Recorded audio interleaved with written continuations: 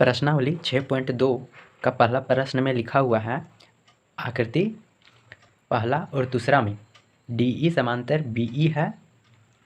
पहला में फर्स्ट में EC और दूसरा में AD ज्ञात कीजिए। ये पहला आकृति है जो कि आपकी किताब में दिया हुआ है, कुछ इस प्रकार है, और ये दूसरा आकृति है। और इन दोनों आकृति में DE समांतर है BC के, और इसमें भी और इसमें भी, दोनों में।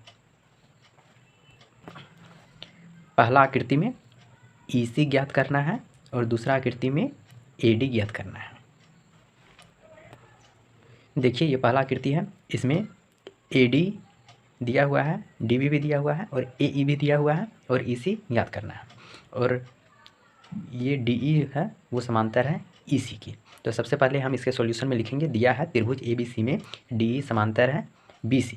अब परमेय 6.1 से कहिए या थेल्स परमेय से कहिए। परमेय 6.1 में जो लिखा हुआ है उस परमेय को थेल्स परमेय के भी नाम से जाना जाता है।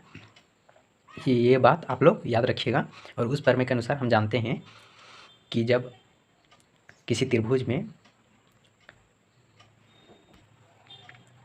एक रेखा खींचा जाए किसी भुजा के समांतर, तो वह बाकी दो भुजाओं को जो बच गया उसको एक ही अनुपात में विभाजित करता है।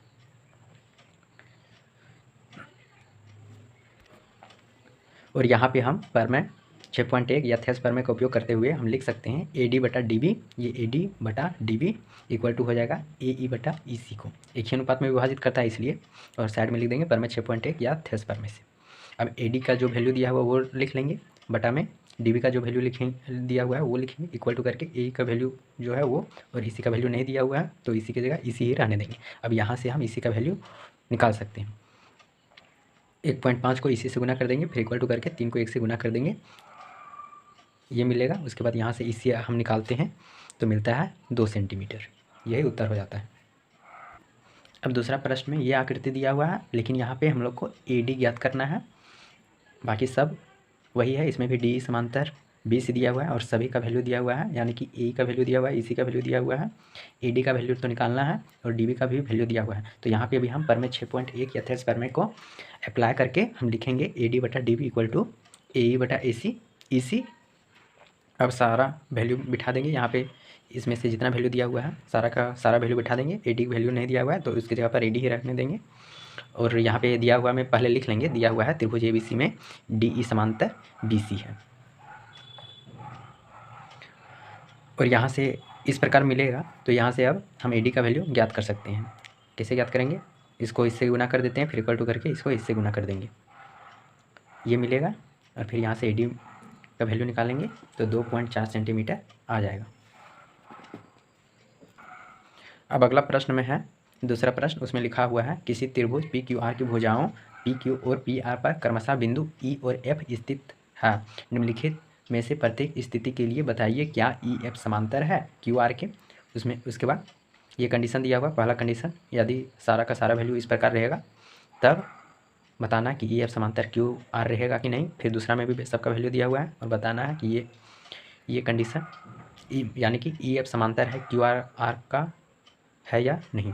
फिर तीसरा में भी वही है, सब में चेक करके बतलाना है। सबसे पहले इसके लिए हम चित्र बना लेते हैं, उसके बाद हम जानेंगे कि कौन सा बिंदु कहाँ है, कौन सा क्या किस जगह पर स्थित है, कौन सा चीज़ कहाँ पर स्थित है।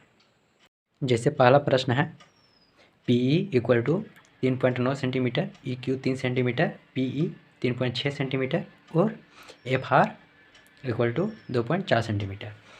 इसमें सबसे पहले हम त्रिभुज बना लेते हैं PQR, जैसे कि यहाँ पे बना लिया है त्रिभुज, और इसको नाम दे देते हैं PQR। अब क्या दिया हुआ है, PE 3.9 सेंटीमीटर है। यहाँ पे लिखा हुआ है प्रश्न में कि E बिंदु PQ पर स्थित है, यानी कि E बिंदु यहीं पे स्थित होगा इसी लाइन में कहीं, और F बिंदु जो है PR में स्थित होगा, यानी F बिंदु यहीं में से कहीं होगा, PR में कहीं पर होगा। PE 3.9 सेंटीमीटर मान के चलिए, PE ये रहा E और ये हुआ 3.9 सेंटीमीटर।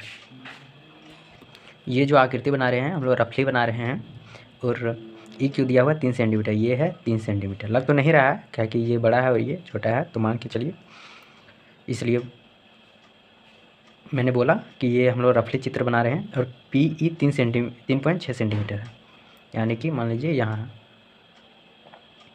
ई नहीं एफ हो गया, यहाँ पे पी एफ 3.6 सेंटीमीटर, और एफ आर जो है वो 2.4 सेंटीमीटर है। ये यहाँ पे मान लीजिए इसे यहाँ इसको ही मान लीजिए, तब ये 3.9 सेंटीमीटर जैसा लगेगा, और ये 3 सेंटीमीटर जैसा। अब ये डाटा हम लोग को दिया हुआ है। अब यहाँ से हम लोग को दिखाना है कि ई एफ से जो रेखा बनेगा क्या वह क्यू आर के समांतर होगा। इसके लिए भी हम वही चीज़ करेंगे, पी ई बटा ई क्यू इक्वल टू करके, इक्वल यदि आ जाएगा पी ई इक्वल आ जाएगा ई क्यू के, सॉरी यदि पी ई बटा ई क्यू इक्वल आ जाएगा पी एफ बटा एफ आर के, तब हम कहेंगे कि ई एफ समांतर हो जाएगा क्यू आर की। तो सॉल्यूशन में हम सब कुछ लिख लेंगे जो दिया हुआ है, पी ई 3.9, इसी प्रकार सारा वैल्यू लिख लेंगे। उसके बाद हम पी ई बटा ई क्यू करेंगे। देखिए करने पर मिला है 13/10, इसको इक्वेशन 1 मान लेंगे, यानी समीकरण 1। उसके बाद पी एफ बटा एफ आर करेंगे, और पी एफ बटा एफ आर आएगा 3/2। अब समीकरण 1 और समीकरण 2 बराबर होगा, तभी ई एफ समांतर हो जाएगा क्यू आर के। तो देखिए पी एफ बटा एफ क्यू इक्वल टू नहीं है पी एफ बटा एफ आर के, दोनों का वैल्यू देखिए अलग अलग आया है, यानी कि हम कह सकते हैं कि इसलिए ई एफ क्यू आर के समांतर नहीं है। ये कंडीशन आ गया, अगर इक्वल रहता तो समांतर होता, और इक्वल नहीं है इसलिए यह समांतर नहीं है। उसी प्रकार दूसरा प्रश्न में भी करना है। इस पी ई बटा ई क्यू किए, इसमें आया 8/9, और पी एफ बटा एफ आर किए, इसमें भी 8/9 आ गया, यानी कि ये दोनों आपस में इक्वल हो गया, इसलिए ई एफ क्यू आर के समांतर हो जाएगा थेल्स प्रमेय के विलोम से। अगर हम तीसरा प्रश्न को सॉल्व करें तो इसमें देखिए ये सब डाटा दिया हुआ है, और इसमें सॉल्व करने पर, इसको सॉल्व करने पर हम पाते हैं कि ई एफ ई क्यू के समांतर हो जाता है। इसका सॉल्यूशन कुछ अलग है। इसमें देखिए क्या चीज़ दिया हुआ है, पी क्यू 1.28 सेंटीमीटर दिया हुआ है, ये पी और ये क्यू है, इसका रफली मान के चलिए अगर चित्र बनाते हैं तो देखिए पी क्यू ये हो जाएगा, पी क्यू आर ये त्रिभुज है, और इसमें पी क्यू ये है, और पी क्यू दिया हुआ है 1.28 सेंटीमीटर, और पी आर 2.56 सेंटीमीटर है, और पी ई ये रहा पी और ये रहा ई, ये है 0.18 सेंटीमीटर। साथ ही पी एफ दिया हुआ है, ये है 0.36 सेंटीमीटर।